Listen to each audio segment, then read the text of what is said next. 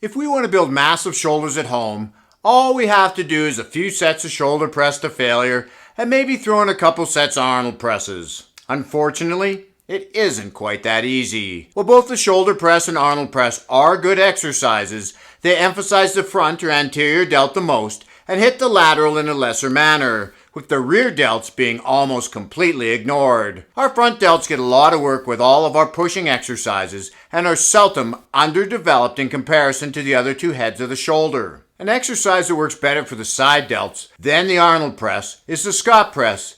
It starts similar to the Arnold press with the dumbbells in front. This movement was named after Larry Scott, the first Mr. Olympia, and there is a video of him doing this exercise with the dumbbells starting more to the side, but you get a better range of motion with the dumbbells in front. From this position, you turn the dumbbells out and up in a semicircle fashion.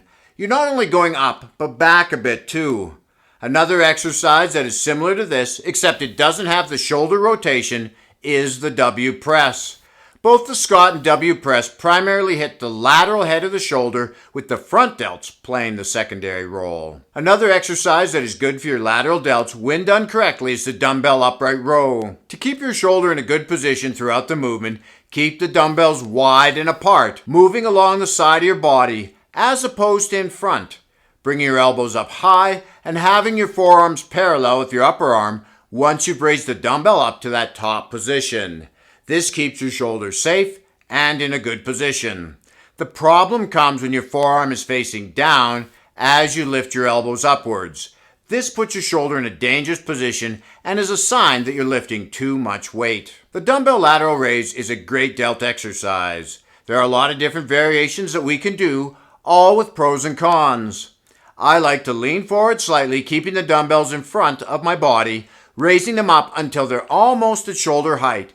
Then I lower them down, stopping just before they reach my side to keep some resistance on them. All of these exercises can also be done using bands for resistance. Our rear delts get worked when we do compound back exercises, but unlike our anterior delts, which seem to respond well to our pushing movements like push-ups and bench press, our rear delts need more in order to reach full development, and is typically a weak spot on most people. There is a compound movement that does a great job of hitting our rear delts along with your teres major, middle, and low traps, and that is the chest-supported elbow out row. You do this one with your bench set on an incline, and you row with your elbows out and in line with your shoulders.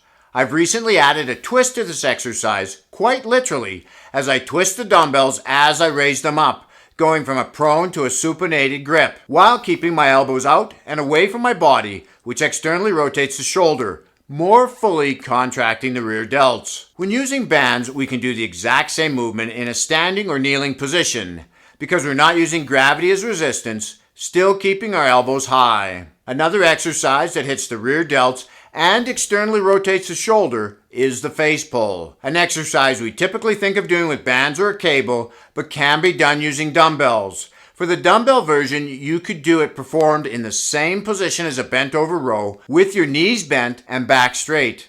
But I like to lay on my bench in the incline position and pull the dumbbells up with my elbows out while contracting my shoulder blades and rotating my hands up until they are parallel with my shoulders. The dumbbell reverse fly is another good rear delt exercise, but for some, they feel it more in their mid and lower traps. So to take some of the traps out of the movement, try raising the dumbbell up at about a 45-degree angle from your body. This will improve the feel in the rear delt, and it allows the elbow to raise up higher, giving a better contraction in the delt. It's important to stay at this 45-degree angle, because if you let your arms drop too close to your sides, then the lats will start to kick in, taking over from the rear delts. Having capped 3D delts looks good, along with a well-developed chest. Watch this video next to learn how to use different hand positions while pressing to maximize your chest development so that we can keep working out while having fun. This is Lawrence from Fit and 50. We'll talk to you again in the next one.